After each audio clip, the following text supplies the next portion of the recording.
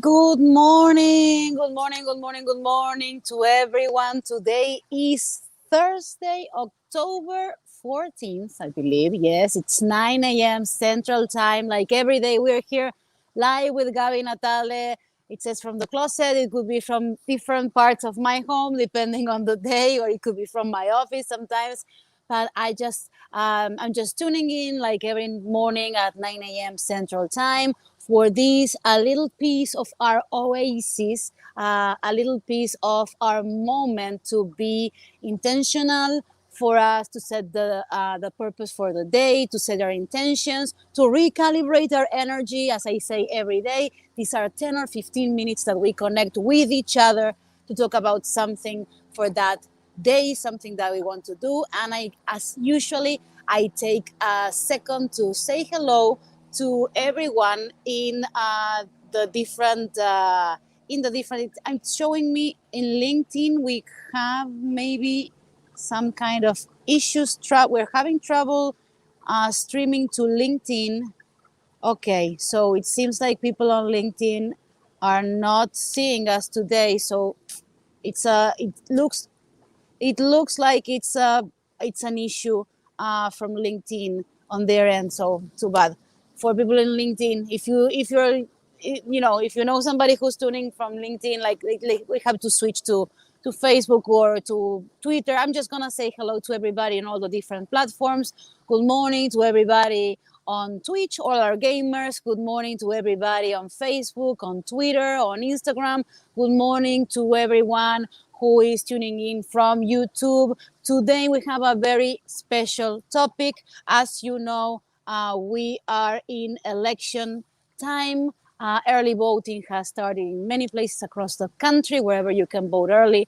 It's quite a wonderful idea to do it now, to make sure that you're active, to not leave it to the last moment, to have a plan. So today we are going to talk about 4 voting rights you should know about. And I'm going to make a disclosure right now. I am part of the Impact Council from Voto Latino. Voto Latino is probably the most important nonpartisan organization to encourage Latinos to vote, for civil engagement, for Latinos to participate, for Latinos to have a strong voice in every election, for Latinos to run also for office, for Latinos to become activists. So I am part of the Impact Council from Voto Latino. So today's topic is 4 voting rights you should know about.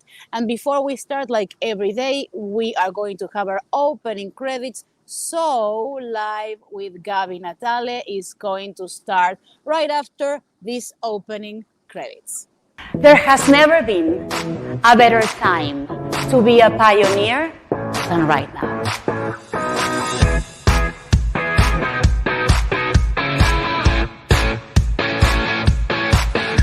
Diversity is beautiful. Thank you.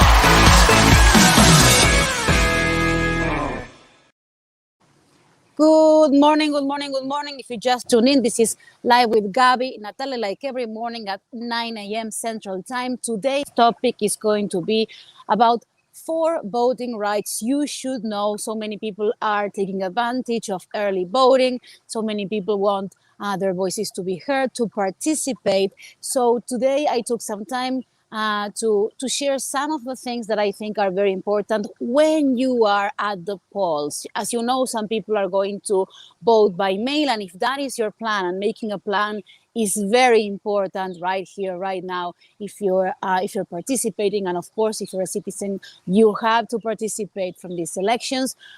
So first of all, make a plan. Are you planning to cast your ballot in mail? And if that's your plan, you should do it very early to allow plenty of time for your vote to be counted and to be made safely, and to not allow any last minute thing to come up. Or if you are voting, you can vote in person the day of the election, November 3rd.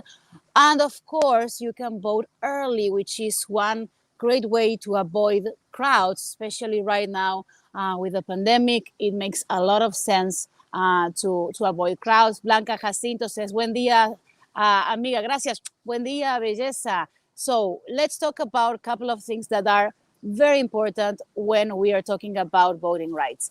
First thing, let's say you go to vote and you are in line. This could happen for early voting, or this could happen the day of the election. You are in the line and the polls close. What are your rights? This is very important. They must let you vote. If you are in line when the polls close, you still have your right for your vote to be casted. So this is law. So don't leave that polling place without casting your vote. If you're in the line, and sometimes the lines are very long, so it's a good idea to go with your comfortable shoes, to bring extra food, to bring water. So if you're in the line and the polls close, as long as you're in the line, you have every right to cast your vote. That is very important. So don't leave.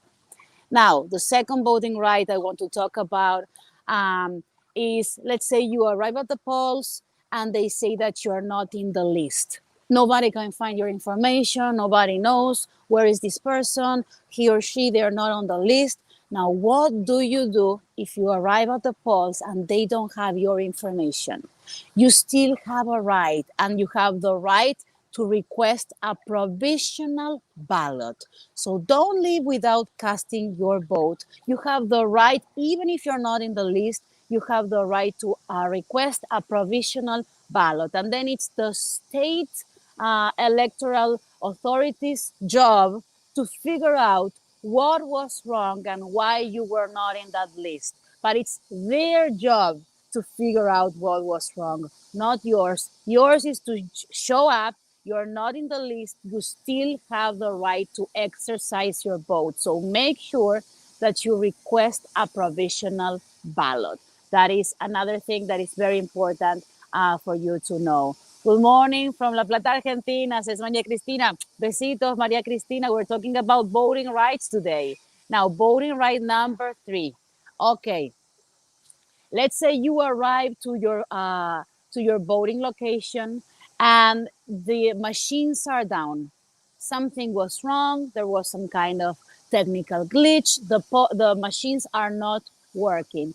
What do? You still have your right to vote. What you have to do is you can request a paper ballot. So don't leave without voting.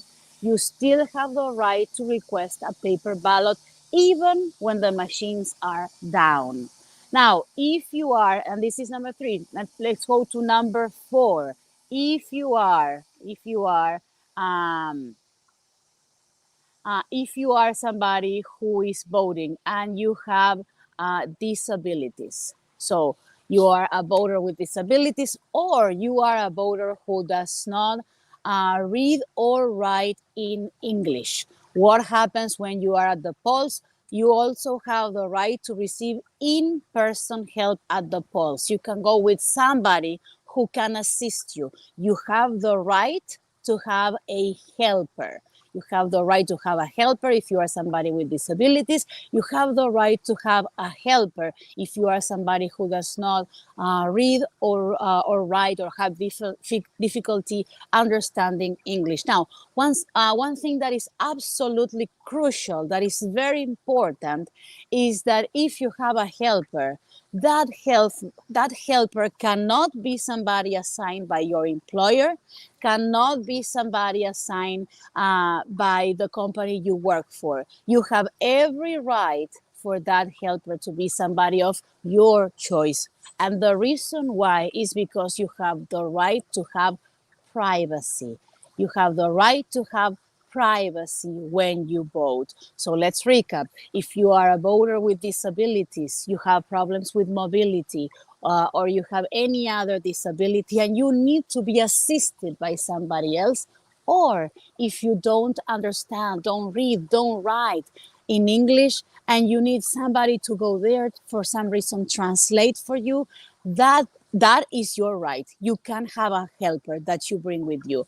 But the thing is, make sure this helper is not provided by your employer or by the person who is, or about somebody who is exercising power over you, so that you have your choice to choose your own helper, and you have the choice and you have the right to have privacy when you vote. So let's recap today. Today it's a segment that is a little bit different from the topics that we usually talk about, personal growth. But right here, right now, I think there are few things that are more important than exercising our right to vote, and then knowing, what we can do when we are at the polls. So it's very important for us to have a plan. You can vote by mail. You can vote in person. If you vote in person, you can vote in person early.